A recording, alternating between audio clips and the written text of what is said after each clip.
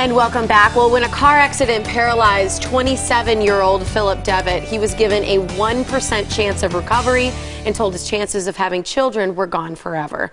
He was determined to be that 1%. So Philip flushed out all the negativity in his life. He even fired his doctor. He used the power of the mind to turn his life around. It's an amazing story. He is with us now and wrote this book. It is called Follow Your Heart, a heroic journey from crippling paralysis to extraordinary success. What an unbelievable story. Thank you so much for being here today. Oh, I'm happy to be here. I want to walk through a little bit of the past first, and then we'll move on to what you did to get to where you are today. Okay. At 27, you're in this car accident. You're paralyzed from the waist down, and your doctor says what? He said, after he looked at the x-rays, he told me that I broke my back and I damaged my spinal cord, and that I would never walk again. And I said, oh no, I'm going to walk, doc. And he said, no, Phil, less than 1% do walk. So what did that do to you when you heard that 1%? I mean, that's a daunting percentage. Well, I just had a knowing, something about it. Just my intuition said, no, I'm going to follow, I'm going to listen to what's inside of me. It was like, maybe that's not the right person to be a part of my team. So I actually fired my doctor. And developed a new team. Well, yeah. Who was part of your team? Were you married at the time? Yes. Okay. You know what, I always say the pillar, but the strength. Right. I was her knight in shining armor, my wife, and then she became mine. Oh. I mean, just an incredible story. And support is so huge in this, and I believe, and I always say that my team was no different than the team that sent the astronauts up to the moon and back safely. I mean, we all shared the vision, and we really sacrificed a lot. What was the vision? The vision that I was going to walk.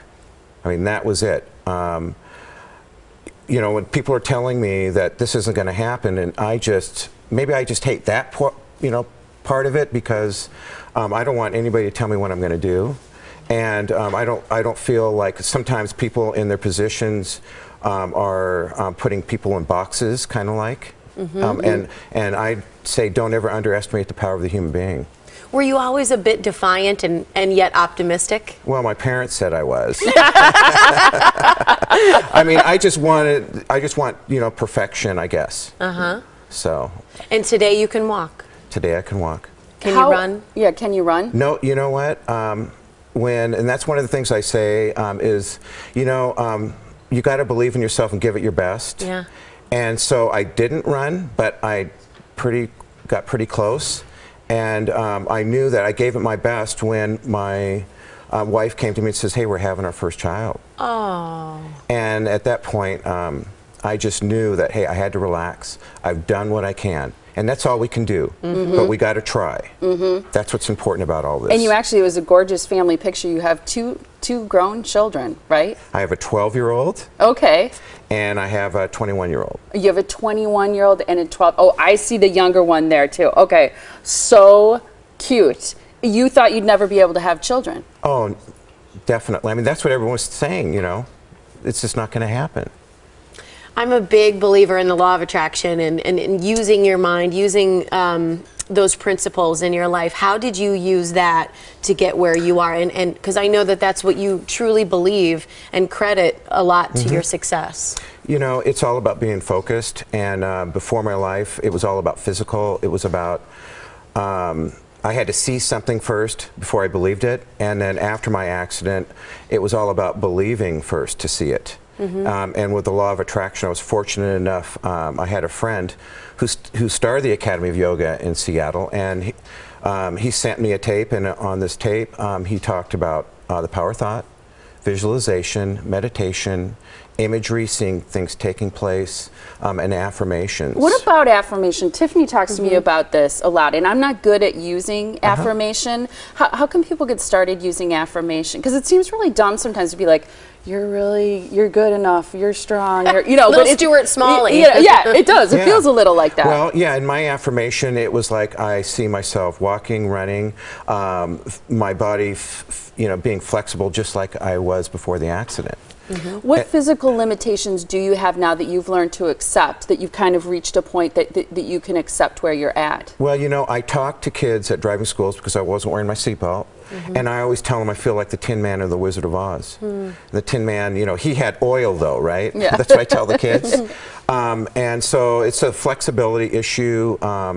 And I have a brace that is on my ankle. But up until 2 years ago, I didn't even use a cane. But, you know, I have meniscus tears in my knee. You know, I just keep marching forward though. Good for you. Yes. Well, what do you hope people will take from your book?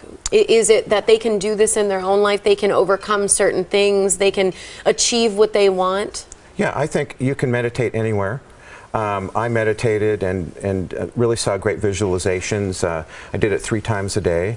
What I want Follow Your Heart to do is to help people and spread hope and inspiration and let people understand. Don't let anything take anything, if it's in your heart, away from you. And I'm going to give you the website in just 1 second, but is it true that you actually died 2 weeks after your surgery? Yeah, I had a massive pulmonary embolism. And what?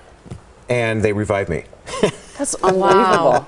You got quite a story. Oh man, it's crazy. It is crazy. But it really taught me a lot about myself, and I'm no different than anybody else. That, you know, we just learn our strengths through like tragedies, you might want to call it. When you get yourself backed up against the wall, which is what I call what happened to me, that's when you're really either become the victim or really these strengths come out. Good for you. It's awesome. Here's the information so you can check out this book. And why wouldn't you want to? Go to follow-your-heart.us. Incredible story. Thanks for sharing it with us today. You're welcome. Really appreciate it. Yes, thank you.